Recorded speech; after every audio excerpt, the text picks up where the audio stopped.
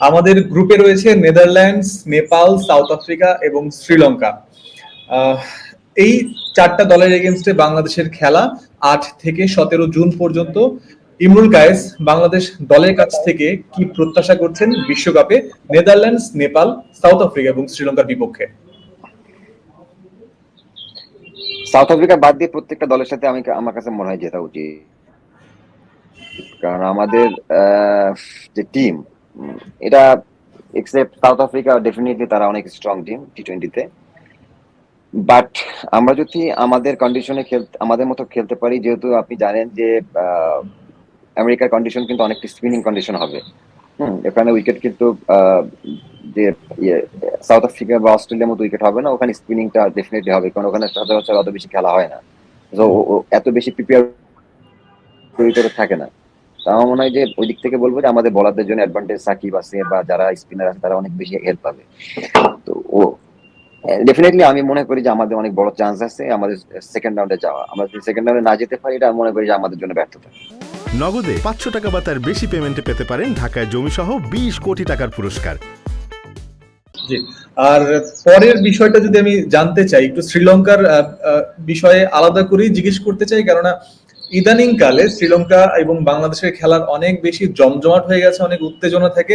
গত বিশ্বকাপে আমরা যখন কথা বলেছিলাম, গত ভারত বিশ্বকাপের সময়ও, তখনও টাইম আউটের ঘটনাটা ঘটেছিল। তো বাংলাদেশ শ্রীলঙ্কার একটা আলাদা উত্তেজনা থাকে ম্যাচের, এবং 8 জুন বাংলাদেশের বিশ্বকাপ ম্যাচ শুরুই হবে শ্রীলঙ্কার বিপক্ষে। সেই জায়গায় আপনি কতটা এক্সাইটমেন্ট বা এক্সাইটিং খেলা আশা করছেন? অবশ্যই এক্সাইটমেন্ট হবে, কারণ আপনি যদি দেখেন যে টিম ওয়াইজ কিন্তু আমরা মানে শ্রীলঙ্কার থেকে পিছাই নাই, আমরা বরং আগাই আছি। কারণ শ্রীলঙ্কার কিন্তু এক্সপিরিয়েন্স প্লেয়ার অত বেশি নাই, কারণ হাতে গোনা হয়তো বা 2-1টা প্লেয়ার আপনার এই যদি খেলে, কুশাল ম্যান্ডিস অনেকদিন ধরে খেলতেছে, আর 2-1জন প্লেয়ার খেলতেছে, বাকি সবই কিন্তু নিউ প্লেয়ার। তো ওই দিক থেকে আমাদের কিন্তু সাকিব, মাহমুদুল্লাহ, তাসকিন, লিটন, এরা কিন্তু অনেক সৌম্য, অনেক বছর ধরে ক্রিকেট খেলতেছে। তো মনে হচ্ছে এক্সপিরিয়েন্স বা সবকিছুর দিক থেকে, ওয়ার্ল্ড কাপে বেশি খেলার দিক থেকে আমাদের টিম ওদের থেকে অনেক বেশি আগায়। আমরা যে মানে এজ এ মানে ফিজিক্যালি দিক থেকেও তো আমরা ওদের থেকে কোনো অংশ কম না। সো ফার ওরা যে আমাদের থেকে খুব ভালো ক্রিকেট খেলা উচিত তাও না। তা আমি মনে করি ওদের সাথে আমাদের জেতা উচিত, এবং খুব ভালোভাবে জেতা উচিত।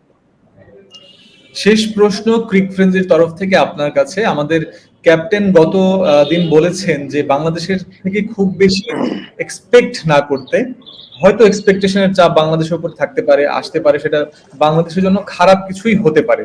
তো এই জায়গাতে আপনার কাছে জানতে চাইবো, একই সাথে আমাদের বোর্ড সভাপতিও বলেছিলেন যে বাংলাদেশ টি-20-র ক্ষেত্রে অন্তত কখন কেমন হবে বলা যায় না। তো আপনার মতামত এই জায়গাতে জানতে চাই, শান্তর মতামতের প্রেক্ষিতে। না, শান্ত হয়তো বা শান্তর জায়গা থেকে চিন্তা করছে যে আমরা যদি আগে থেকে বলি যে আমরা এতটা এইখানে খেলবো, সেমিফাইনাল খেলবো, হয়তো বা টিমের জন্য প্রেশার হবে, হয়তো বা নিজেদের প্রেশারটা রিলিজ করার জন্য হয়তো বা তারা বলছে যে ভাই আমাদের পেস থেকে বেশি এক্সপেকটেশন করেন না, আমরা যেটাই খেলি না কেন এটাই মানে ভালো হবে। তাও মনে হয় যে হ্যাঁ, তার লজিক্যাল দিক থেকে সে যদি মনে করে থাকে যে না, আমরা এইভাবে কথা বলে যদি আমরা ফ্রিলি থাকতে পারি, ভালো করতে পারি, দ্যাটস আমরা মেনে নিচ্ছি বা এটাই ভালো। বলছি তোমরা এইভাবেই খেলো এবং মেনে নাও, আমরাও মেনে নিচ্ছি যে আমরা এক্সপেক্ট করতেছি না, বাট আমরা এট দ্য সেম টাইম আমরা আশা করি যেন বাংলাদেশ সেকেন্ড রাউন্ডে খেলে।